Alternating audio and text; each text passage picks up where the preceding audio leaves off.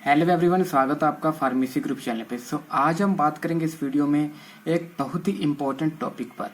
देखिए, आज के टाइम पे लकवा यानी कि पैरालिसिस बहुत ही ज़्यादा देखा जा रहा है। इसके पीछे क्या कारण रहता है और इसमें हम क्या ट्रीटमेंट पेशेंट को दे सकते हैं, सारी ही संपूर्ण जानकारी आपको इस वीडियो में बताने वाला हूँ। बस आपसे रिक्वेस्ट है, वीडियो को अंत तक देख लेना और यदि आपको मेरे द्वारा बताई गई जानकारी अच्छी लगे तो वीडियो को लाइक करना, चैनल को सब्सक्राइब करना और अपने दोस्तों के साथ वीडियो को जरूर शेयर करना। सबसे पहले आज हम बात करेंगे कि लकवा में कौन सा इंजेक्शन ऐसा है जो कि डॉक्टर आपको लगाते हैं और आपसे 5-6 हज़ार रुपये आपसे चार्ज कर लेते हैं। और इसमें मैं आपको बताऊंगा कि कौन सी मेडिसिन डॉक्टर के द्वारा पेशेंट को प्रिस्क्राइब की जाती है और लो बीपी में क्या ट्रीटमेंट दिया जाता है, हाई बीपी में क्या ट्रीटमेंट दिया जाता है। बट इन सब से जानने से पहले हम जान लेते हैं इसके पीछे मेन कारण को लेकर कि आखिर किसी भी इंसान को पैरालिसिस की समस्या होती ही क्यों है, यानी कि इसके पीछे क्या कारण रहते हैं। देखिए, इसके पीछे अलग अलग कारण रहते हैं।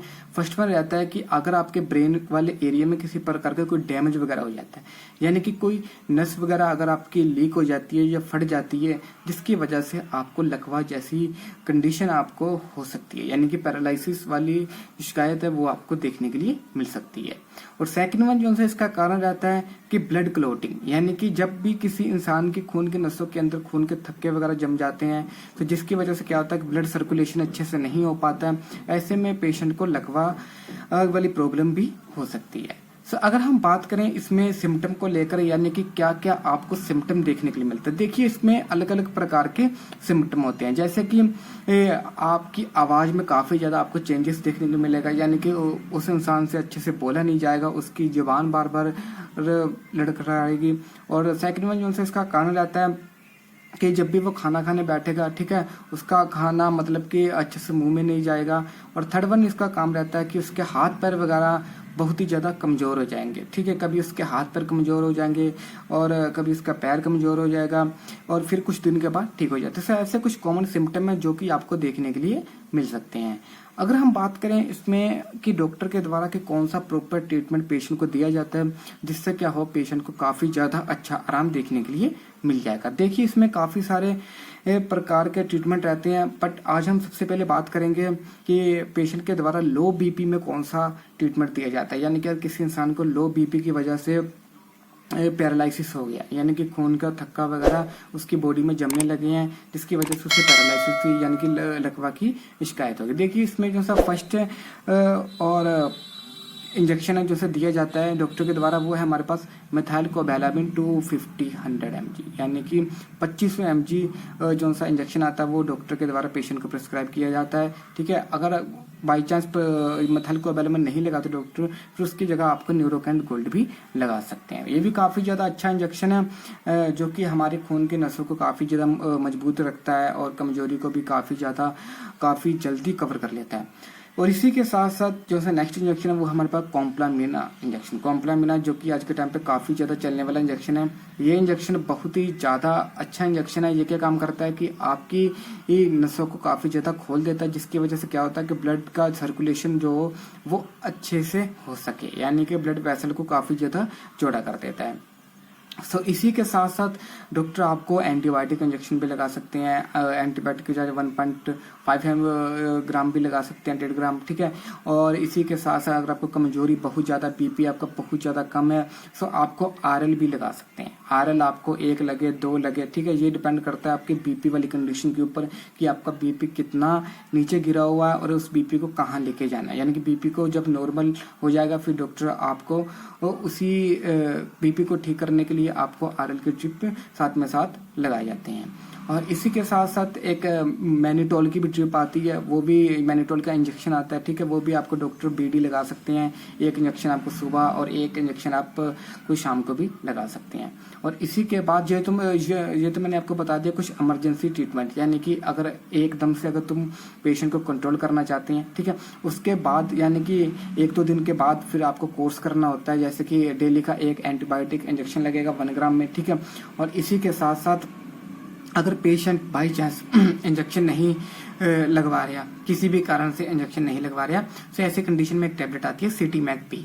सिटी मैक पी आप पेशेंट को ओडी खिला सकते हैं, ठीक है, ओडी खिला सकते हैं, सिटी मैक पी ओडी, जो कि हम अगर पेशेंट को परेशानी ज़्यादा तो आप पेशेंट को बीडी भी दे सकते हैं, यानी कि सुबह शाम भी पेशेंट को दे सकते हैं। अगर परेशानी ज़्यादा, अगर परेशानी कम है तो आप ओडी भी खिला सकते हैं।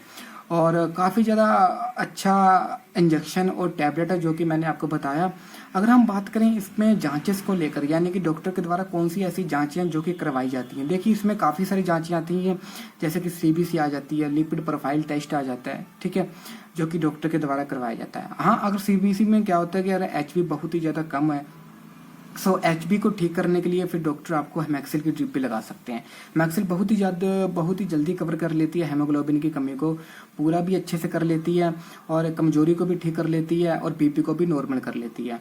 इसी के साथ जो सा लिपिड प्रोफाइल टेस्ट में किसी प्रकार की कोई परेशानी आती है फिर डॉक्टर आपको रुसोवास एफ टैबलेट भी दे सकते हैं, जो कि एक 10 mg में टैबलेट आती है। ये भी आपको कम से कम 10 दिन तक लेनी चाहिए, जिससे क्या होगा कि अगर आपके बॉडी में बार बार खून के थक्के वगैरह जम रहे हैं तो उसमें काफ़ी ज़्यादा आपको सुधार देखने के लिए मिल जाएगा। तो ये तो मैंने आपको बता दिया लो बीपी का ट्रीटमेंट, कि अगर कि किसी पेशेंट का लो बीपी वगैरह हो जाता है तो ऐसे में डॉक्टर उसे क्या ट्रीटमेंट देते हैं।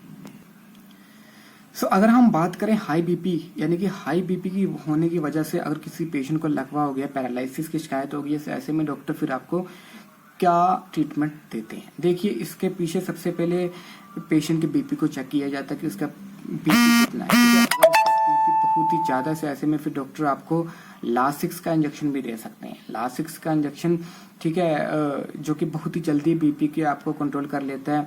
और इसी के साथ जब बीपी कंट्रोल वगैरह हो जाता है उसके बाद फिर आपको फर्दर ट्रीटमेंट दिया जाता है। और इसके साथ आपको मैनिटोल की ड्रिप भी लगाई जाती है। मैनिटोल की ड्रिप आपको एक ड्रिप सुबह और एक ड्रिप आपको शाम को भी लगाई जाती है, यानी कि एक तरह का ये इंजेक्शन ही होता है। और इसी के साथ साथ अगर आपका बीपी फिर भी बाई चांस कंट्रोल नहीं होता फिर डॉक्टर आपके मुंह में डिफिन कैप्सूल देते हैं, ठीक है। डिफिन कैप्सूल आपको बोलेंगे कि आप ये कैप्सूल अपने जुबान पर रखिए, जिससे क्या होगा कि आपका बीपी होगा वो विद इन 15 to 20 मिनट के अंदर बहुत ही जल्दी कंट्रोल हो जाएगा, ठीक है।